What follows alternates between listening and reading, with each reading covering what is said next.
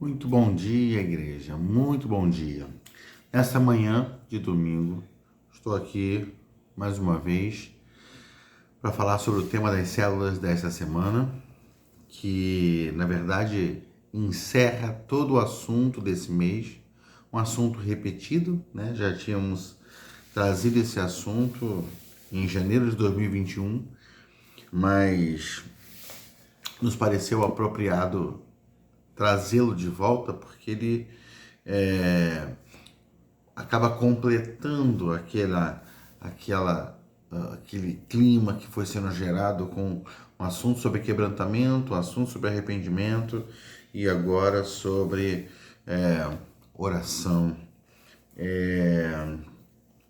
É fundamental que a gente viva uma vida de oração intensa, profunda. E Deus tem nos chamado a isso, Deus tem nos chamado a esse lugar. E esse é um chamado para cada um de nós de forma é, individual, mas é um chamado coletivo também. Deus, em todas as escrituras, faz convocações, né, ao seu povo, ao seu grupo, faz grandes reuniões, grandes assembleias, onde muitas coisas foram ministradas, foram derramadas sobre o povo. O próprio Pentecostes aconteceu num contexto de oração coletiva, num contexto em que a Bíblia fala que todos estavam unânimes em oração, todos estavam ali clamando pela mesma coisa, desejando a mesma coisa. Eles não sabiam exatamente o que aconteceria, mas eles estavam sendo fiéis à ordenança do Mestre de permanecerem ali, permaneceram orando. Tem um texto que é muito desafiador para nós, o texto de Mateus 18. O texto que nós vamos ler é do versículo 18, Mateus 18, do 18 ao 20. No entanto, falando um pouco sobre contexto, esse é um texto que Mateus inclui no seu evangelho, sobre Jesus ensinando para os discípulos, né, ensinando em sua mensagem como lidar com um irmão que pecou contra você, como você deve se comportar diante disso, como você deve fazer para recuperar o relacionamento com seu irmão. E Mateus, obviamente, tem uma experiência muito clara com isso, porque Mateus já está vivendo em comunidades, né? Jesus chamou seus discípulos, estava vivendo, caminhando com eles ali, mas essa realidade foi plenamente vivenciada quando a igreja efetivamente nasce, se movimenta, com milhares de pessoas reunidas em casas, muitos relacionamentos acontecendo. E o texto aqui está falando de uma realidade bem comum de convívios comunitários, né? Está falando sobre irmãos que pecam contra irmãos, irmãos que ofendem outros irmãos e como lidarmos, como devemos lidar com isso, né? E obviamente que a gente tem aqui o perdão como ah, pano de fundo, mas a gente tem um confrontamento, né, de chamar o irmão a um lugar de arrependimento, chamar um irmão a um lugar de entendimento. E fala sobre quando um ou mais irmãos, dois ou três irmãos, estão concordando com uma coisa. Sabe, o contexto da comunidade, a comunidade é poderosa. A comunidade cristã, ela é poderosa não em si mesma. Não é o juntos temos a força. Não é essa a ideia. Não é a ideia de que somos fortes porque somos muitos. Somos fortes porque estamos juntos. Isso é verdadeiro, mas a verdade não é absoluta. A verdade absoluta não está nisso. A nossa força não vem porque somos muitos, nossa força não vem exatamente porque estamos juntos apenas. Nossa força vem de estarmos juntos no Senhor. Então, por quê? Porque não é apenas não é apenas uma comunhão, é uma unidade. Uma unidade que acontece nele, com ele, porque quando estamos juntos e somos uma unidade, nós nos tornamos o corpo de Cristo. Ou seja, ele vive em nós e através de nós. Esse é o poder da igreja. Poder de manifestar Cristo. O poder da igreja não está na igreja. Não está na união da igreja, na força da igreja. O poder da igreja não está em ter representantes na política, de ser uma parcela significativa da sociedade. O poder da igreja não está nessas coisas. O poder da igreja não está em números, não está no poder aparente, na força aparente. O poder da igreja está em manifestar Cristo. Quando a igreja manifesta Cristo, ela se move num poder que vai além da nossa compreensão. E é disso que o texto está dizendo aqui em Mateus 18, né? Então, ele está falando sobre o cuidado sobre o testemunho dos irmãos, sobre os irmãos concordarem em restaurar um relacionamento, em trabalharem em prol disso. E aí ele vai falar sobre o poder dessa conexão. Então, no versículo 18, ele diz: digo a verdade, tudo o que vocês ligarem na terra terá sido ligado no céu. E tudo que vocês desligarem na terra terá sido desligado no céu. Também digo que, se 2 de vocês concordarem na terra em qualquer assunto sobre o qual pedirem, isso será feito a vocês por meu Pai que está nos céus. Pois onde se reunirem 2 ou 3 em meu nome, ali eu estou no meio deles.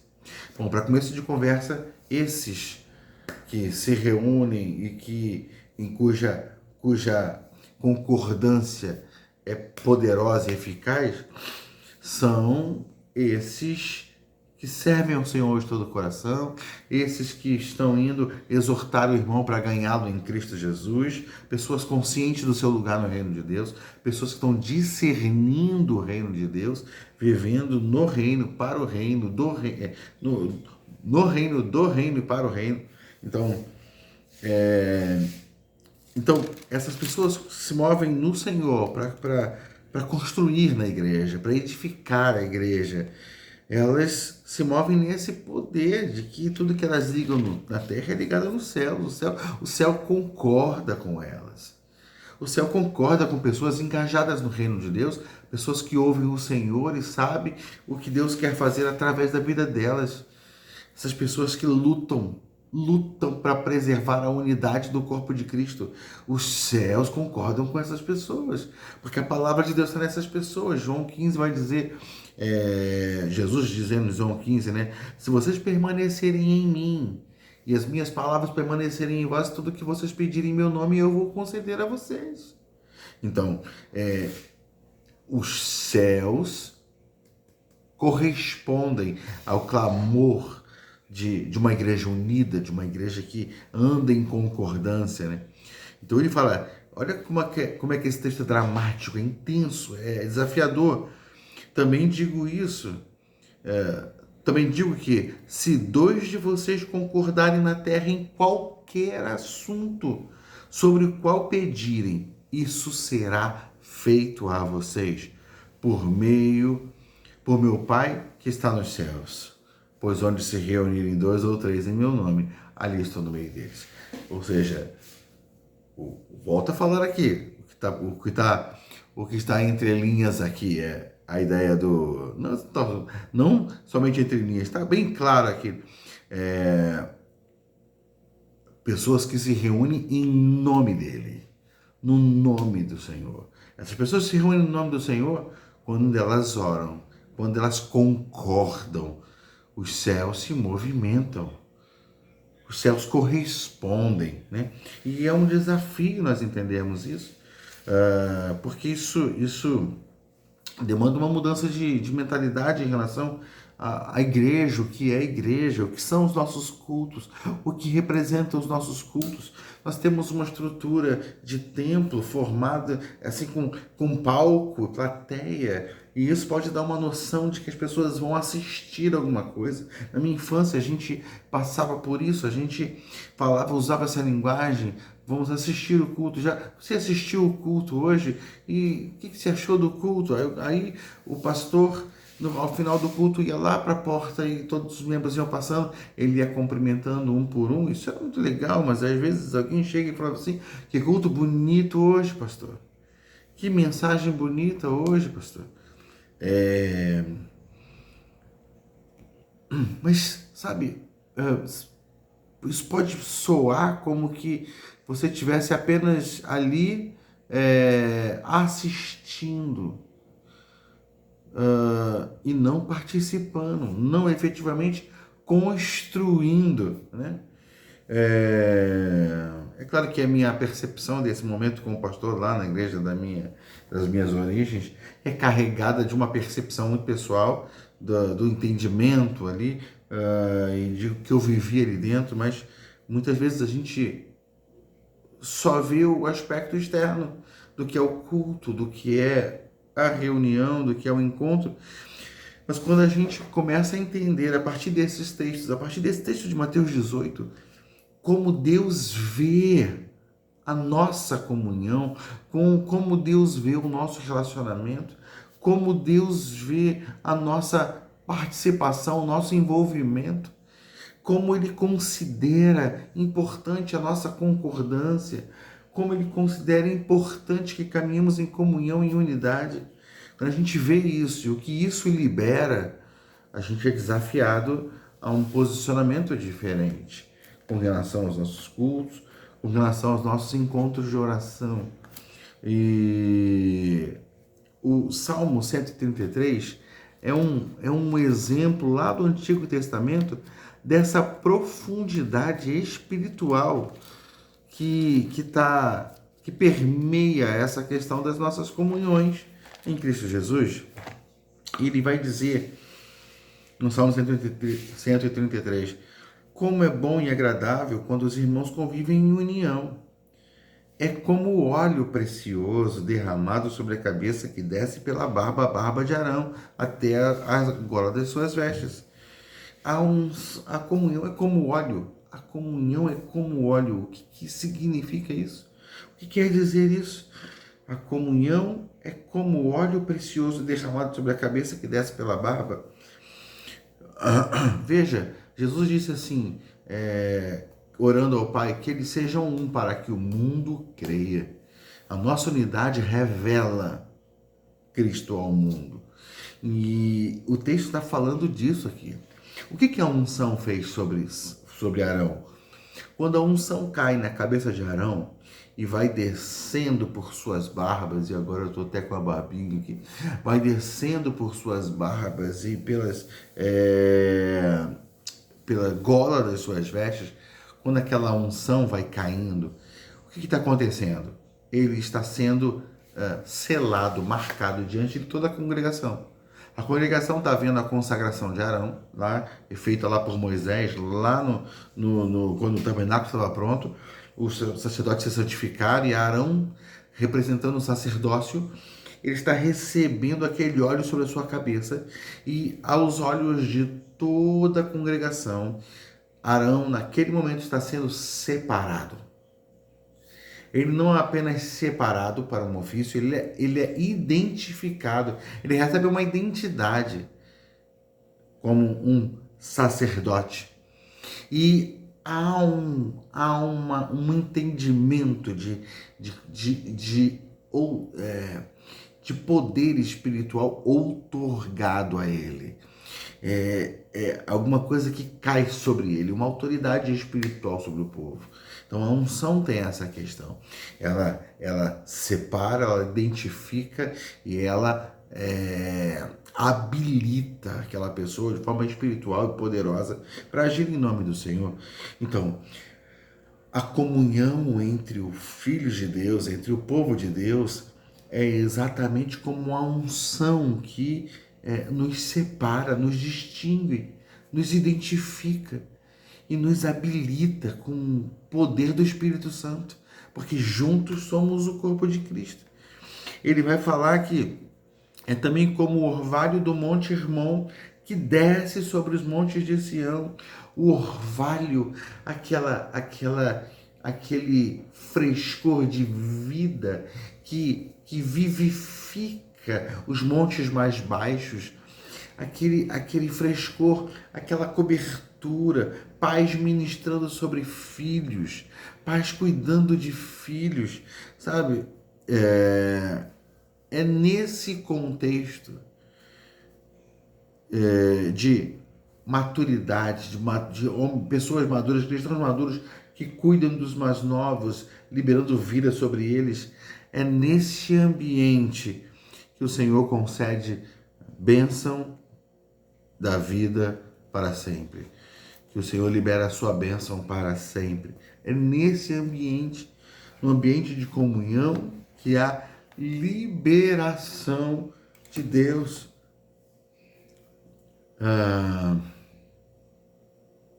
Sabe, o Senhor tem desafiado a nossa igreja nesses últimos dias a entrar num lugar de intensidade, num lugar de profundidade, num lugar de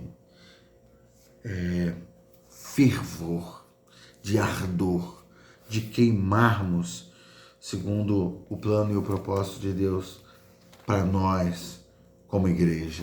O Senhor tem nos desafiado a entrar nesse lugar, de forma individual e coletiva. Deus está nos chamando para esse lugar.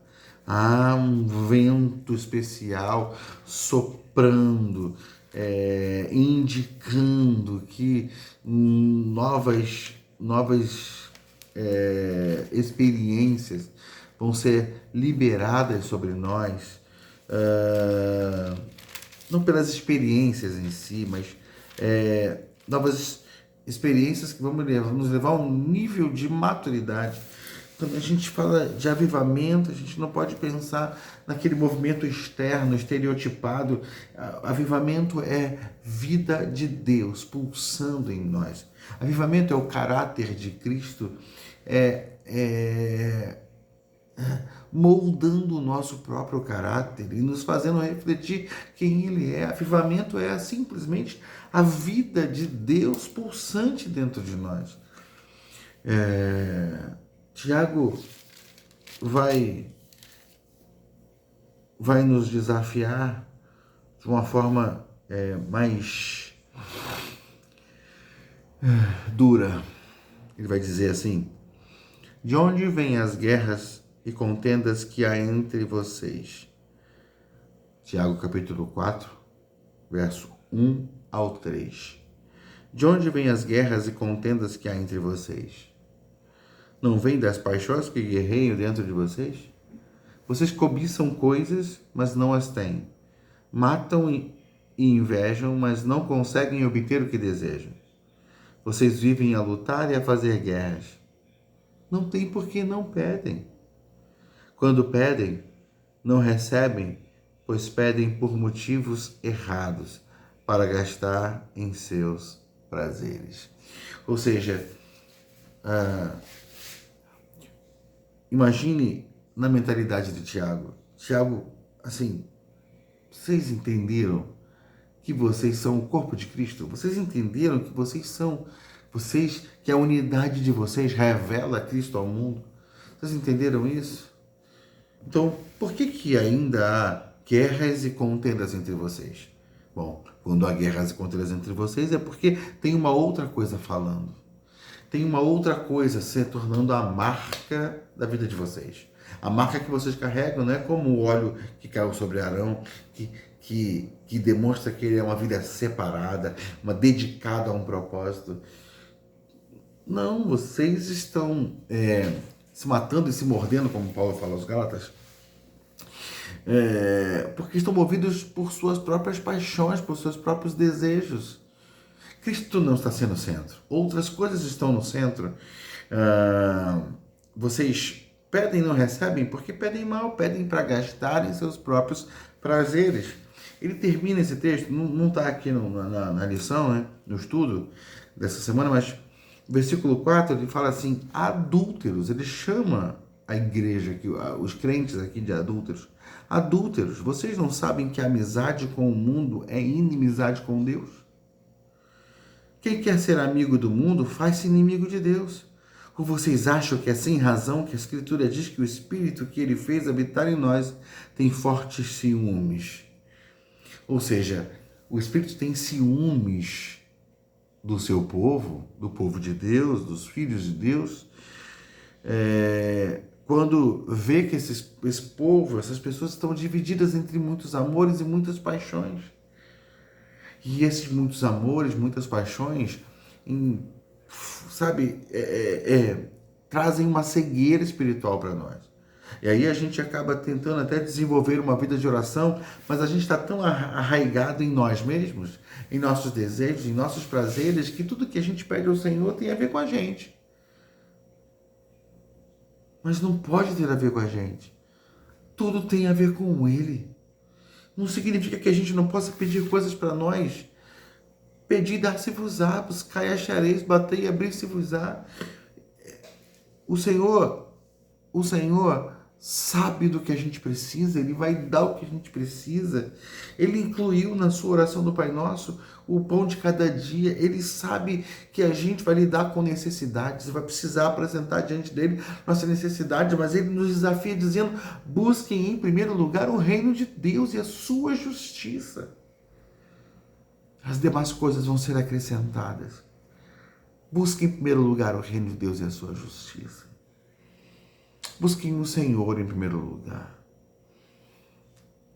Então, Tiago está dizendo: se há guerras entre vocês, é porque vocês são dominados por paixões. Quando vocês são dominados por paixões, Deus não tem sido prioridade para vocês. Uma igreja que estabelece Deus como prioridade é uma igreja que se dedica à oração, se dedica a buscar a presença dele, se dedica a estar junta, concordando com uma manifestação dele sobre nós. Então,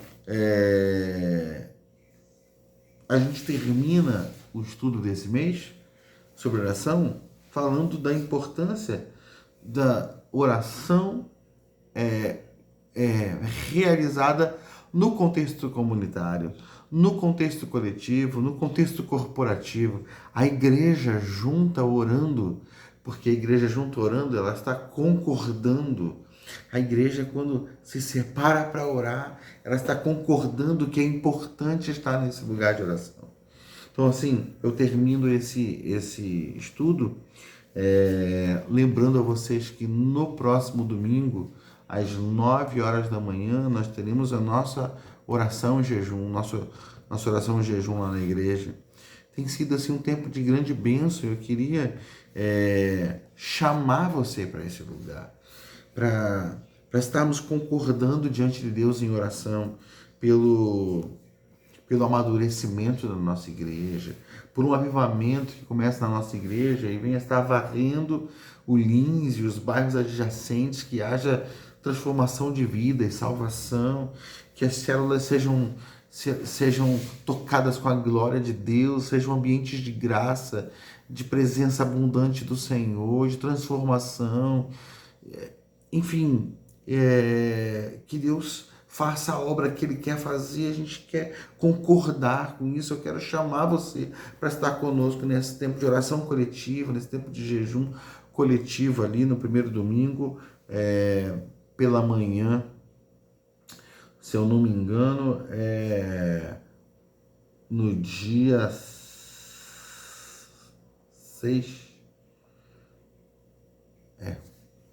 Dia 6, acho que é dia 6 de agosto, né? Agora eu tô na dúvida se é 6 ou 5.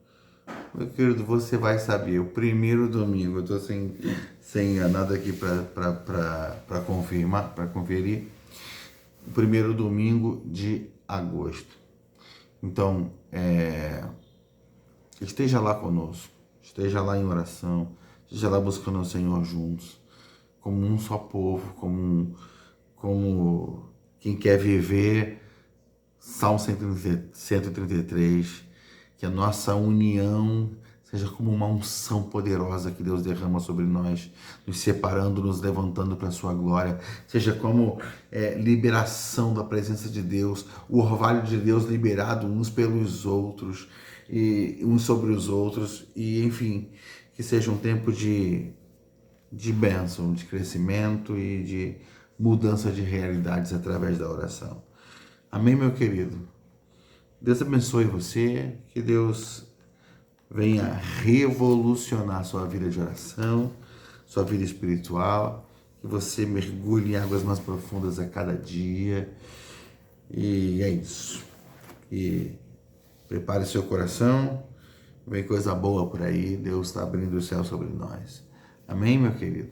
Deixa eu terminar então esse estudo desse mês com uma oração. Querido Deus, pedimos sua bênção sobre nós, pedimos que o Senhor nos desperte. Palavras são importantes, mas só o teu Espírito comunica ao nosso Espírito as verdades que precisamos entender para nos despertarmos, meu Pai. Lava-nos, limpa-nos, toque em nossas mentes e nossos corações e usa-nos como teu corpo, meu Pai, para a tua glória, Senhor. Leva-nos à profundidade em oração, leva-nos como igreja a esse lugar de concordância, Pai, para que a nossa cidade nunca mais seja a mesma. É o que clamamos em nome de Jesus. Amém. Amém, meu querido. Deus te abençoe. Grande abraço.